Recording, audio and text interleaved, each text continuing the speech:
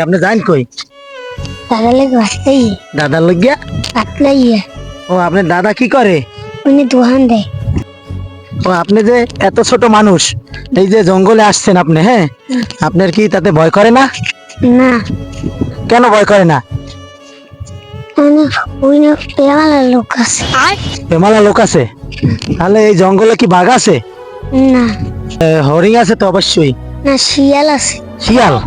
ও বাবা, তাহলে তো আপনি শিয়ালে যদি আপনারা নিয়ে টিয়ে যায় আপনি তখন কি করবেন? শিয়াল বাইরে না, তাহলে রাতে বাইরে। এই যে এই জঙ্গলের মধ্যে আছে। রাতে বাইরে। আর বাবা কি করে? এই নদীতে ভোট ভাই। তোমার কষ্ট হচ্ছে না? না কয়টা ভাই বোন? 5 ভাই বোন। 2 বোন 2 ভাই। ক্ষুধা লাগে না? কেন ক্ষুধা লাগে না কেন? সাথে ভাত খাই, ভাত খাইছো কি দিয়া? মাছ দিয়ে। কি মাছ খাইছো? ইলিশ মাছ। ইলিশ মাছ? বাহ, খুব ভালো ব্যাপার তো। ইলিশ মাছ আমাকে দিবা? না লেখাপড়া কেন করো না? লেখাপড়া করি। করো? কোন ক্লাসে? বড় মানে বড় আনে? বাহ, তুমি তো তাহলে বেশ বড়। তোমাকে যদি কিছু টাকা দেই তাহলে কি তুমি খুশি হবে? হয়।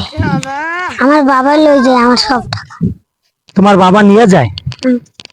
এত ছোট মানুষ তুমি, তোমার টাকা যদি বাবা নিয়ে যায় তাহলে তোমার কষ্ট হয় না? না কান্না করো? না বাবা টাকা নিয়ে গেলে কান্না করো না? ঝড় তুফান যখন হয় এই সমুদ্র সৈকতে, তখন কি তুমি অনেক ভয় পাও? এককালে জংলা মংলা সব উগলে লই যায়। জংলা মংলা ওগুলোই লয়ে যায়, তোমার ভয় করে না? না তাই না? মজা কিনে খাবা? হ্যাঁ, হুম। মজা কিনে খাবা।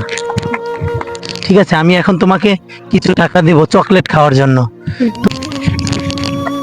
এইভাবে এইভাবে এইভাবে হাতের মুঠি করে পকেটে ভরে নাও। পকেট আছে না তোমার, সুন্দর পকেট?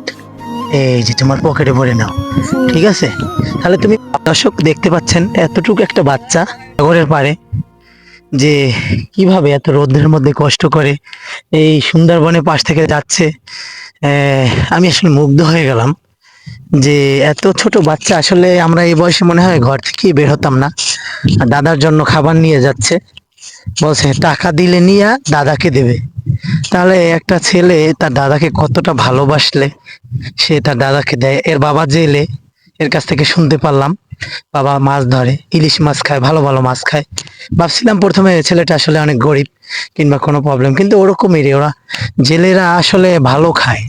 যারা দিনমজুর তারা সবসময়ের জন্যই তারা ভালোভাবে জীবনযাপন করে, আলাদা একটা সুখ শান্তি থাকে তাদের জীবনে।